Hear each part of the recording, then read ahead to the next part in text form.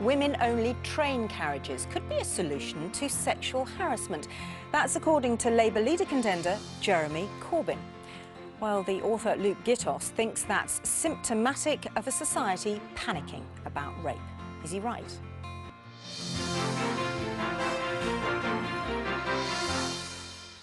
If you're female and you travel by train, do you ever feel threatened enough to wish there was a carriage specifically for women? Well, sexual assaults on trains and in stations are on the rise. And Labour leadership candidate Jeremy Corbyn thinks women-only carriages might be one way of preventing them. A good idea? Well, the author of a book out next week thinks not. Luke Gittos says we are creating a societal panic around rape, painting all men as potential offenders. Are then there serious issues of harassment which are brushed off and not taken seriously? Or is there too much panic around rape? Let us know what you think. You can email, text, call or use social media to get in touch. We're joined now by the lawyer and author of the book Why Rape Culture is a Dangerous Myth, Luke Gittos, and also by Dr. Julia Long, who's a feminist campaigner and sociology lecturer. Welcome to the programme, both of you. Thanks for joining us. Luke, I was struck by something in your book where you say there is a contemporary panic around rape culture that often bears little resemblance to the reality of rape. What do you mean when you talk about rape culture and the panic that you think surrounds it? Well, I mean that the panic that we are currently inhabiting gives rise to a lot of misinformation in the public debate around rape and sexual violence. One key example is a lot of people believe that the rape conviction rate is unusually low and that juries will not believe complainants when they get to court. Actually, the opposite is true.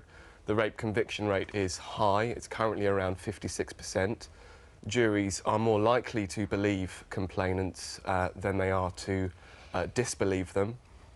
And I'm afraid in my work I've seen how these myths impact on society's ability to deal with rape and sexual violence, because women are put off from coming to court even though they may have a strong case, and they're put off from engaging in the process because they believe certain facts which are demonstrably untrue. Julia? Well, I think Luke's been rather selective in his choice of statistics there, because we also need to talk about the attrition rate in the case of rape and sexual assault, and we need to talk about the fact that many women do not report rape. It's estimated that only around 10 to 15% of women who've experienced rape and sexual violence actually report rape. And that comes from the charity rape crisis, doesn't it? And there are a lot of figures being bandied around, and it's such an amorphous area, it's sometimes quite difficult to know what the I think facts if you actually work for a rape crisis, or if you actually research in that area, it is not actually that amorphous. I can tell you that from the organisation that I used to work for, which runs a rape crisis service, that organisation, like all the other rape crisis services up and down the country, are overwhelmed with the demand for their services. Very often the women who call rape crisis have been unable to speak about what the crime that has been perpetrated upon them. Even sometimes to family or friends, but certainly do not feel able to report to the police. I think we also need to talk about the lack of funding for those organisations, and the fact that they're usually run with, as I say, quite an overwhelming demand on very few resources. And in fact, none of those rape crisis centres are assured of funding beyond March 2016. So when Luke talks about a situation of panic, I think that's a rather sort of derisory way of framing what is actually going on in our culture. Let's let Luke respond to that, and then we'll come to you, Claire. Well, I could say that the attrition rate is not particularly low for rape. It's not particularly low when considered in relation to other offences. And there are all sorts of issues around rape statistics, and the first chapter of the book is why we should move on from treating rape as a numbers game. But do you get Julia's point that actually all the rape centres and people who deal with women who are coming to them saying, I need help, are saying that the problem is a lot bigger than the official statistics seem to suggest? I've no doubt that that's the case, and I've no doubt there's an enormous amount of women who aren't getting the services that they need. The problem is that we don't have an open and robust and frank debate about how to deal with this problem, and that's really what we need. Claire. Well, one of the things that I do a lot of talks in sixth forms and universities, and one of the things that's really struck me over recent years is how frightened young women are about the prospect of being raped or sexual assault. And I think in that sense I recognise something in what Luke said in actually having read some of the book, in the sense that there's a kind of this myth that men are sort of out to get you, and that you should be constantly frightened. And this sort of discussion about rape culture, which has been used to describe everything from the lyrics of songs, famously that Blurred Lines song, which has been banned from campuses, but rugby club banter, all sorts of things, which is called rapey, which will lead to rape. I think that puts us in this situation where all young women are scared that sexual assault is a factor of everyday life and poses young men as a constant threat. Now, who is as saying somebody that there is a rape in culture then? Well, actually, so taking things like catcalling and the Yes. rugby songs, Well, and the lyrics in some yes. songs. It's particularly taken off in student campuses that there's a thing called rape culture. But Laura Bates from Everyday Sexism has said there is a rape culture. You only have to read particularly The Guardian, but not only, The Guardian newspaper, The New Statesman. They're constantly talking about the hidden problem of a rape culture, where rape is everywhere, stalking us, and we have to be frightened. Bonnie. Can I say two quick things? First of all, Jeremy Corbyn didn't call for women-only carriages. No, he said he was going... It was something suggested given it. to him. I did make that As clear. the Conservative rail minister said, it was something presented to her. He suggested it, and he said that he would speak to women to see whether this could be It was there. It's something. just something in a basket of things that people were talking to him about. The second thing is, I've asked younger women, because I think that's important, to ask them what are they experiencing. Because I don't see a rape culture. And they say, yeah, there is one. And it's interesting to me, if you perceive something to be real, the question has to be asked, how do you get the perception? That's what's important. People are getting anecdotal evidence. They're also getting their own experience. I was with a younger friend of mine walking through Waterloo Tube. This has never happened to me before. Well, she was wearing a dress and heels. There were 5 guys who followed us, literally, calling out after her. It was horrific. I've never seen anything like this before. And we got on the train, and the guy started banging on the window. And I looked at her and I said, what the? And she said, this happens all the time. And that is sexual intimidation. Well, it is, and it's an awful thing to experience. But what we need to be sure about is to distinguish between people's experiences and the broader objective reality of this situation, because otherwise we have no chance of engaging with the real problems which exist. The same-sex train carriages example is a classic example. We know that sexual violence is committed by a minority of men. It's not the majority of men, and this minority tend to be repeat offenders. The idea that moving women to a different part of the train is going to prevent those men who are driven to sexual violence from doing so, I think really underestimates the severity of the problem. The catcalling is one thing, and even being sexually suggestive. No, hang on a sec though, because I want to ask Julia whether you, as a sociology lecturer who's seen how society has changed over the decades, whether you feel, as Bonnie's saying, you know, now it is different. Certainly, the levels of sexual harassment that young women are dealing with, sexual harassment and also sexual violence, unwanted sexual intrusion, I think are absolutely pandemic now. I mean, really, compared to, you know, even when I was young, when, you know, certainly there was the kind of wolf whistling and that kind of thing.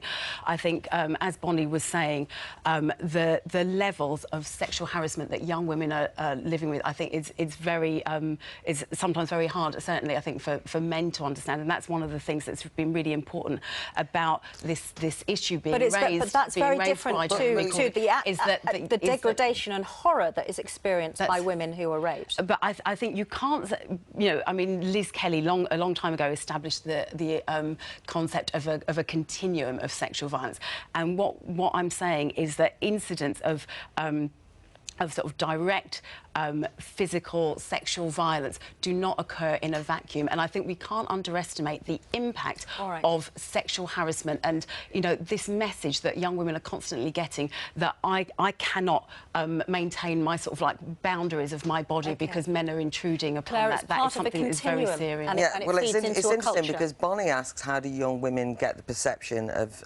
a rape culture? And then we have somebody from working in the rape field, sociologist and academic, talking about a pandemic of sexual harassment.